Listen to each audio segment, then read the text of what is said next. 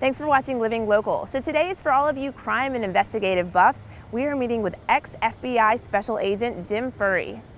Oh, there's something so real about living local, about the people and the places where we live. Just look at all the reasons why we call this home. And I'm loving living local. I'm living local 'cause it's where I love to be. So today I am with Jim Furry and I'm super excited learning about him. Look, it's a real FBI badge. So what would you say whenever you went to a place and you would hold this up? I would say FBI. FBI. Just FBI. Do what I say. Can I talk to you? Or it depends on what I was going to see the person for. You know. What was people's reaction when you were like, hey, I'm the FBI? Were they like, oh gosh, do whatever you want? Yeah, mostly quiet until they would ask, why are you here? Right. What are you talking to me for? What Sure. do you want to talk to me for? Yeah.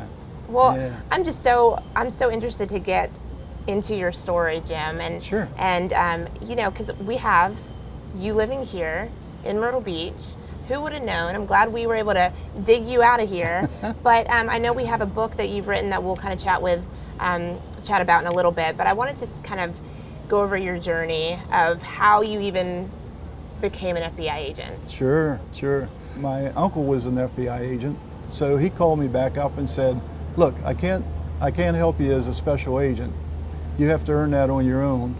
But he says, I'll get you a administrative job in Washington, D.C. if you want to move. He got my wife a job. We both went as clerks in the FBI. So she did it too? Yeah, until she got pregnant with our twin boys. But this job opened up, and that I started my book here, doing surveillance. It was a non-agent, but it was kind of like a paralegal, but a kind of semi-professional. And they were looking for college people that wanted to become agents to do this kind of thing. I went D.C. to New Orleans, back to D.C., out to Springfield, Illinois, to Newark, and then once I got to Newark, I couldn't get out.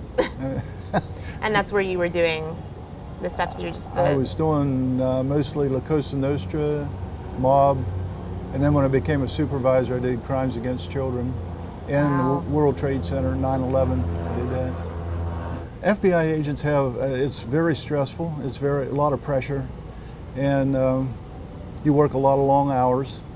So as a result, a lot of agents that retire have health problems. And I thought to myself, if I die early, my 7 grandchildren, they're not going to know what Pappy did when he was in the FBI. So I said, I'm going to write a book.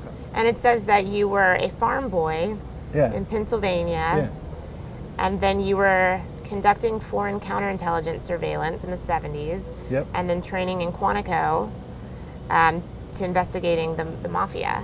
I mean, something like the mafia. Yeah. Is that nerve-wracking to kind of make an arrest on someone like that? Sometimes, Yeah. it can be. You never worried about your safety?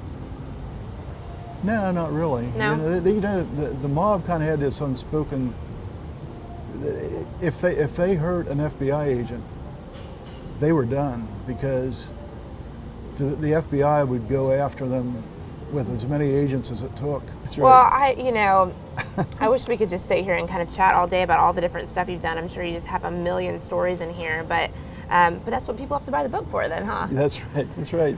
Well, thanks so much, Jim, for kind of taking the time to talk about this book, and and thanks for your service. Oh. I mean, 30 years, right? Yeah, actually 31 and a half. That's insane. And what made you decide to retire here in Myrtle Beach?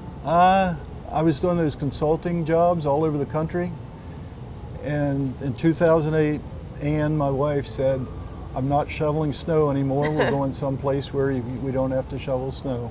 I feel like that's the most common response is, I said, take me somewhere warm. Where would you like to go, honey? And she said, Myrtle Beach. So she got to have the final say. Yeah. After following you around for all those years, she was kind of like, all right, you follow me to Myrtle Beach. Yeah. All right, well, everybody, make sure you go out and you find this book, and you can learn all about Jim, whose name is James on the book. and all about his story and all about the different experiences. And you can get the full thing rather than just our little teaser here for you. But thanks so much again, Jim, Oh. for meeting with us today. That was super interesting. It was And- great meeting with you. all right, everybody. Well, we'll be right back. Thanks for watching Living Local.